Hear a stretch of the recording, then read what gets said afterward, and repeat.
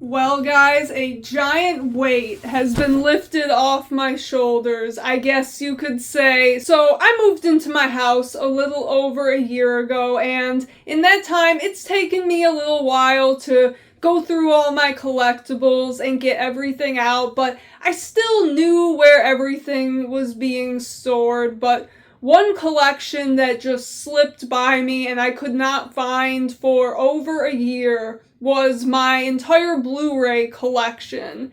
So a lot of you watching right now wouldn't know this, but some of the earliest YouTube videos I ever made were building my Blu-ray collection. When I first started this channel back in high school, I did a lot of collection stuff, not too different from what I'm doing right now. I'm a big DC Comics fan, and I had all of my DC movies in a separate box on a separate shelf, so I did know where all of those were. I knew where all of my DVDs were, but I was getting nervous because I thought I had gone through every box and I thought that they were just missing. I was worried that maybe they got mixed in with stuff that was being donated. So I will admit, it's been really stressful and it's taken me a little bit longer than I've wanted to putting my whole room together. But for the last year and a half, my mind has been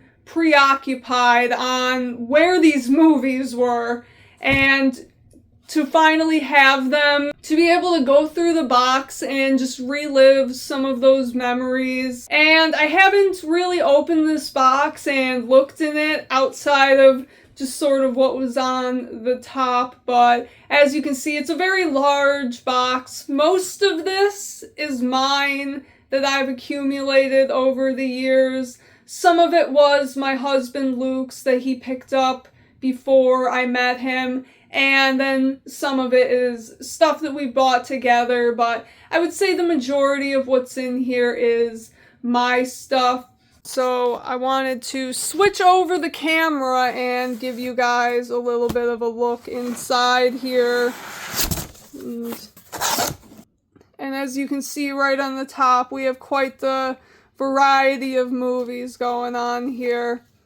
This was something I picked up for my husband Luke many Christmases ago, and he just recently picked up Volume 1 and 2 of Sin City in comic form, and that's why we haven't watched this yet. We have been waiting on reading the comic first, so now we can finally get to that.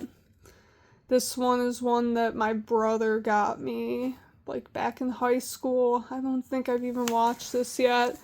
And then some of these probably could have been lost.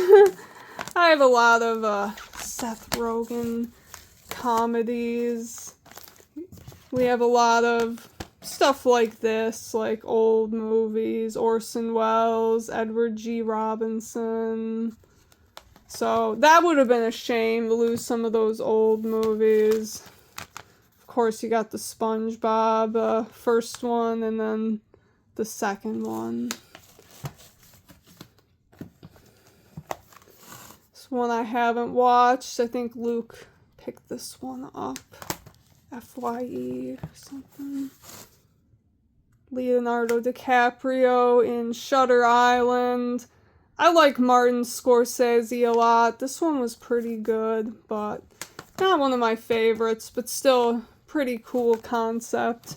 I was just talking about Seth Rogen comedies. Gotta have Pineapple Express. This is a movie that I watched in high school before I guess you could say I didn't really get the movie yet at that point, but you can still watch this movie and have fun whether you partake in the devil's lettuce or not. But I will say that after I watched the movie again later, I had a different experience with it, I guess you'll say. It's like a layer of the movie is just unlocked if you watch it after you smoke a little bit. Not that I'm condoning drug use, no. But we have RoboCop. Now this is one that Luke loves to tell the story about how he bought this at Dollar Tree for $1, and I hadn't seen RoboCop before, but I knew that reference. So yeah, I'm not gonna talk about every movie, but just kind of fun going through this. We have 2 different versions of the Phantom of the Opera. This is one that a lot of people are probably more familiar with, the Andrew Lloyd Webber musical version. I'm a big fan of Gerard Butler. I also have a lot of his movies. And then this one right here, this is actually Luke's favorite movie. And this is the Lon Chaney silent version of The Phantom of the Opera. And this is a really great movie. He prefers the 1929 re-release. Some extra cool stuff in there. So, yeah, we got 2 different versions of that. That's probably one of my favorite classic stories. This is one that Luke always likes to watch around Valentine's Day. One of the local little theaters in the area normally plays it, so he normally takes me out to watch that. So we never really watch the Blu-ray copy, but that is one of his favorite movies. Okay, here's something comic-y that isn't with my other DC shelf. This is Necessary Evil, Supervillains of DC Comics, and this is like a documentary they did several years back, and it's pretty interesting, and I always really love that lenticular slipcover. It's a really cool one. So there you go, a little bit of DC Comics action for you.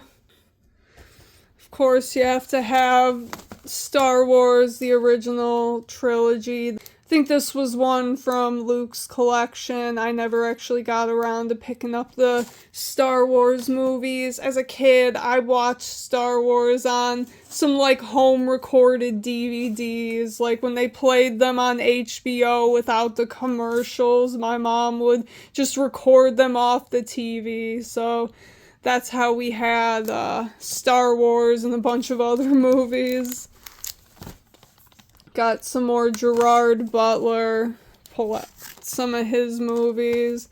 One of my favorite guys for action. I do have 300 in a 4K steelbook, which isn't in this box because I picked it up more recently. But yeah, Olympus Has Fallen. That one was a cool action movie. People called it like Die Hard in the White House, and that's a pretty good description for it. Got some Mortal Kombat. Some of you may know I'm a big Mortal Kombat fan, so got the original movie. I have the sequel somewhere in here, which that one is definitely not one of my favorite movies. This was like a web series that they put out back in like the 2010s, and it was pretty cool. Then we have the movie from a few years ago, which was okay.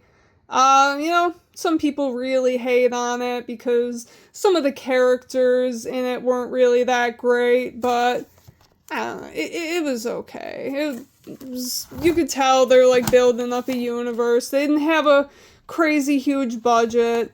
This one I like quite a bit more than that one before it. This is an animation, and if you've watched any of the DC Comics animated movies, then you might be familiar with this, or you'll at least recognize the art style. It's done by the same team, and I have it in steelbook form. It looks great, and I really liked this because when you have something like this, live action Mortal Kombat, there are limitations on what you can do with it, but in the animation, there are no limitations. So any graphic, gory, disgusting shit you want to have in there, it's gonna work out and it's gonna look cool. Mortal Kombat Legends, Scorpion's Revenge, then this is another one, it's the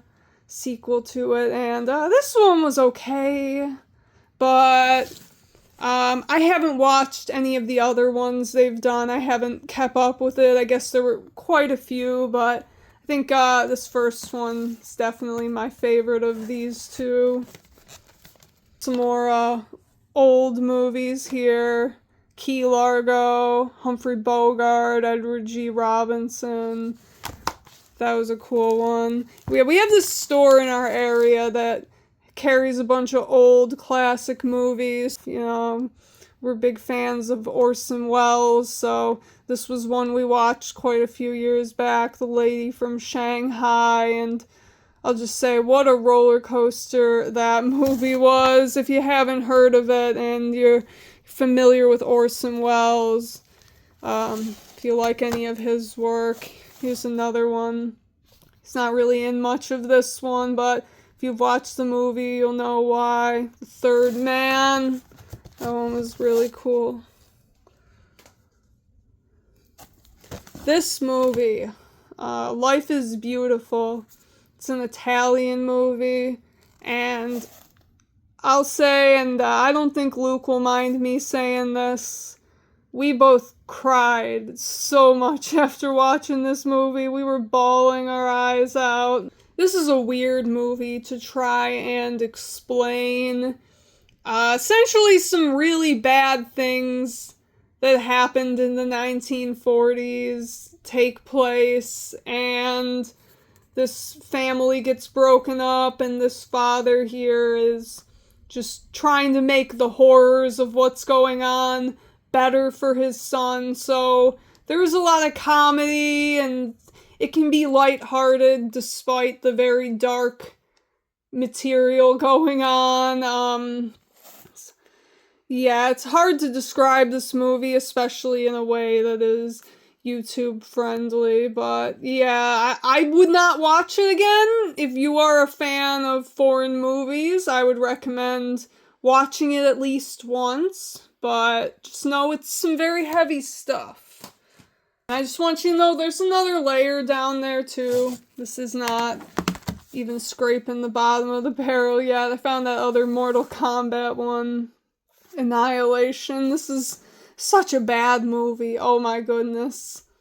I mean, some people might have fun watching it. I feel like the first one is fun, kind of pushing on a so bad it's good, but I really like that movie. I think it is pretty good. This one is just kind of so bad, it's bad for me. It's not a good movie. Let's pull something out from down here that's cool. Halloween 35th anniversary digibook. There's a sticker on it because I got it at a local record shop years back, but cool. Don't have a whole lot of digibooks, but we do have a couple more, I think. Got the movie right there, so it's a cool one. You want to see a little bit of Marvel? You want to see my only... Okay, this isn't my own... This is my only MCU movie that I own on Blu-ray. I do have, I think, some other Marvel movies that were not MCU. Not the biggest fan of MCU, never have been, but Guardians of the Galaxy has always been one of my favorite comic book movies, so this is one I picked up on release day, and I didn't have a 3D Blu-ray player, but I got the 3D Blu-ray for this dope Target exclusive slipcover. Like, I feel like they don't go all out with the slipcovers like they used to anymore. That was just such a fun part of collecting Blu-rays back in the day, was being able to get some of the cool slipcovers that they put out. So that's my one MCU movie. I have had others in the past that I have let go of. It's a little bit of Criterion. M.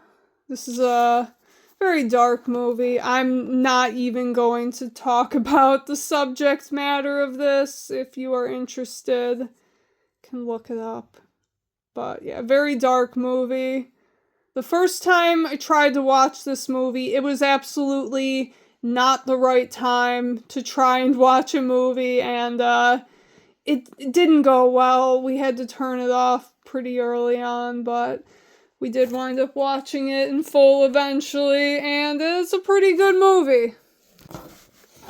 Here's one that's a lot more recent, but a really good movie, Nightcrawler. This is a really messed up thriller type of movie. It has Jake Gyllenhaal. So this guy, he's like a freelance photographer, videographer, I guess, and he drives around and finds really messed up stuff happening and sells the footage to the news, and he gets really caught up in the whole game of it and starts staging stuff, and gets really dark, very, very dark and twisted character, and yeah, just a very good movie if you haven't seen that one.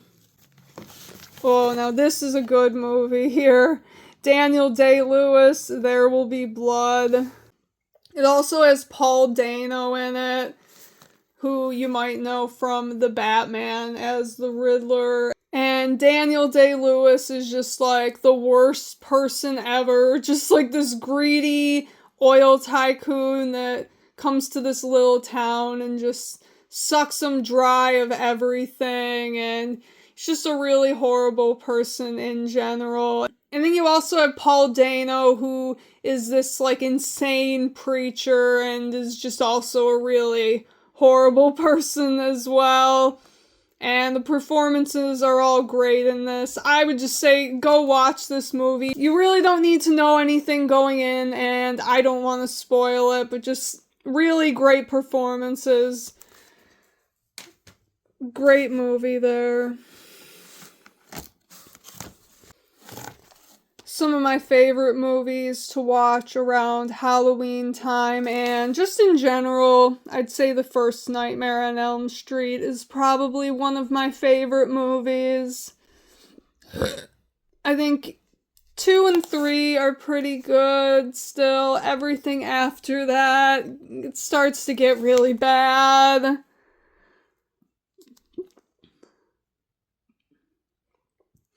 Yeah, I've never been a fan as these movies go on. They start to get pretty lame, in my opinion. I like the fact that Freddy Krueger can be both horrifying and kind of humorous at the same time, and they really go far into that humor, and that's when, I don't know, they can definitely be fun to watch. They have their place, but it's probably better to just go watch the death sequences on YouTube. Like, for anything past the 4th one, you're probably better off just watching the highlight reels on YouTube than actually watching the movies. Let's see what we got down here. If you want some horror that has very little to no humor at all, we have Hostel 1 and 2. And Hostel is what a lot of people will just call torture porn, and that is a pretty good way to describe it. I really enjoy the first Hostel movie.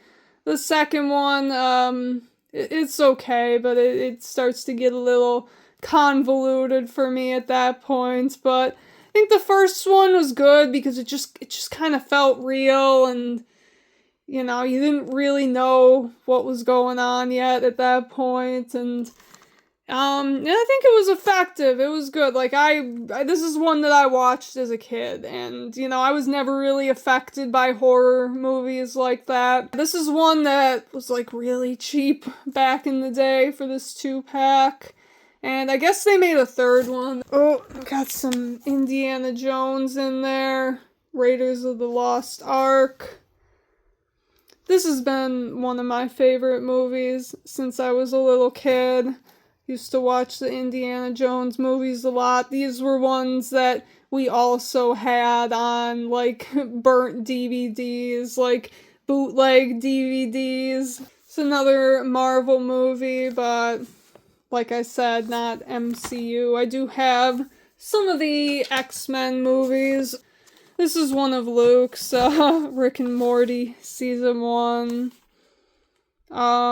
He was really into it for a little while. Oh, and he has season 2 as well.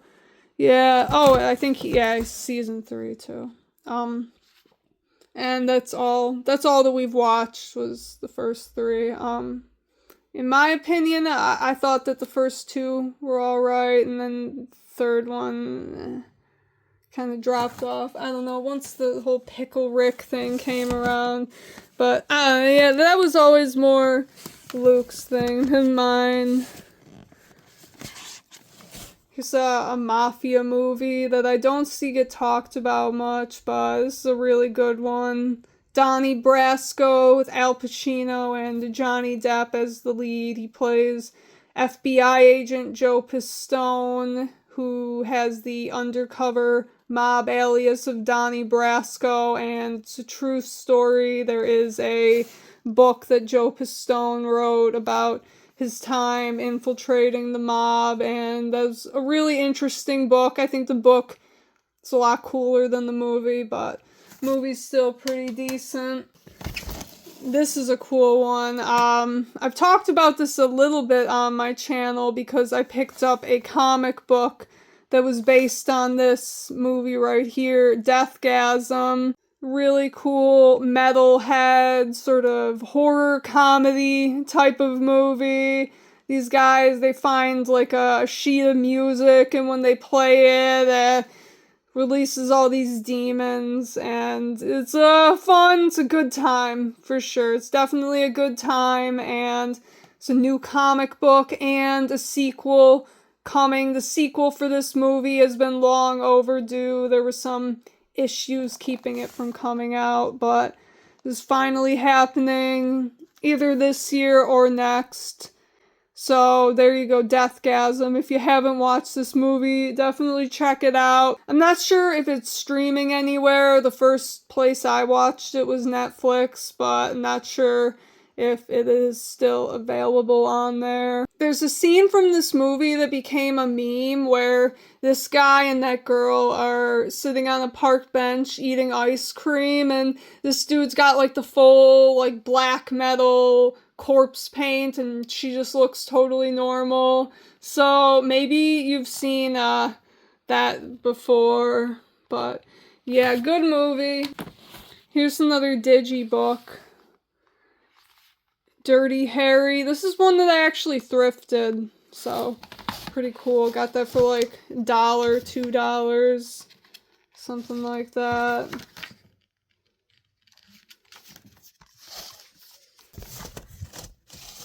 The Irishman, Criterion. This was released on Netflix originally, and then they did put it out in this cool Criterion edition. This is the Martin Scorsese movie from like 2019. Had De Niro, Al Pacino, Joe Pesci, and they did some like digital de-aging stuff that actually didn't look too bad. And yeah, I thought the movie was good. There are some people that say it was long and boring, but I like long movies. I've seen a lot of very long movies. Does anyone remember this one? James Franco and Seth Rogen taking out Kim Jong-un, and this started a lot of problems. I actually saw this back in the theater. Like, this movie, when it was coming out, North Korea got so mad about it that they were threatening movie theaters that would play it, so everyone backed out. But there was one theater in my area that did play it, so I did go to see this. Interstellar, Christopher Nolan. This was a cool, like, Walmart exclusive case, and I've never seen anything else like it. It's like a magnetic case. Like, it's not a steel book, not a digibook. It's like its own kind of package. It's magnetic. It's really cool. Then we have more Christopher Nolan with Inception, another cool lenticular. Just want to show like some of the variety of movies that we have. Like here, this is another Italian movie. This one from like the 60s or something. An Angel for Satan, Barbara Steele. Kind of interesting little horror movie from back in the day. Alien Quadrilogy. This one I picked up for Luke way back. He's a big fan of particularly the first few movies. It's my old copy of 300. I do have, like I said before, I have the 4K Steelbook. This is one of my favorite movies to have on Criterion. 12 Angry Men, starring Henry Fonda. Great movie. I'm sure most people are at least somewhat familiar with the story here, but I really like this movie. I still think it holds up. The Accountant. I like Ben Affleck. Blade Runner. It's one of Luke's favorite movies. And he also really likes the sequel. More Criterion, Band of Outsiders. Bad Times at the El Royale. This was a pretty cool movie. Kind of had a little bit of a Tarantino feel. More Ben Affleck, Argo. Cool political movie. Here's some Tarantino. This one. I'm not personally the biggest Tarantino fan. Luke likes him a little bit more than I do. But I actually like some of his more recent movies, like Django Unchained or The Hateful Eight a little bit more. But some of his classics, I don't know, I'm not necessarily the biggest. Oh yeah, here's another one. Once Upon a Time in Hollywood. More recent. Yeah, I actually did like that one. X-Men First Class. This isn't a steelbook. This is like a metal pack. Steelbook's the company, so they're a little different. But yeah, it was like when I got it Black Friday a long time ago. Evil Dead steelbook. Target back in the day. Oh yeah, this is a cool one here. This is still sealed because we do have another Blu-ray copy of it, but this is the Mondo Flash Gordon steelbook, and this was something that we picked up at Target. It was in the clearance section, and as you can see, it was an online order that someone returned to the store, and so we were able to pick it up from the clearance section. And yeah, this is one of our favorite movies to watch. Very fun and goofy. This is one that, if we ever had the chance, Luke would love to get that signed. And here's the other copy.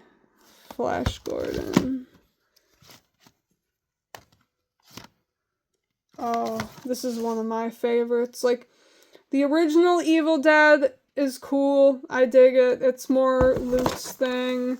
I really like the 2013 remake, because, man, this movie was gory. Like, the last half hour of the movie is, like, all red, rain and blood, fucking Slayer type shit. Like, I love it. Evil Dead 2 right there. I really like this one. Goodfellas with cool slipcover from Walmart. If you've seen the movie, you get that. Joe Pesci's character. This is a cool movie that I think a lot of people missed. It came out like during 2020 or something like that, where Gerard Butler's character has to get his family to safety from a planet-killing comet that's headed towards Earth. These ones are Luke's. Here's another one of those Mondo steel books for Ghost in the Shell.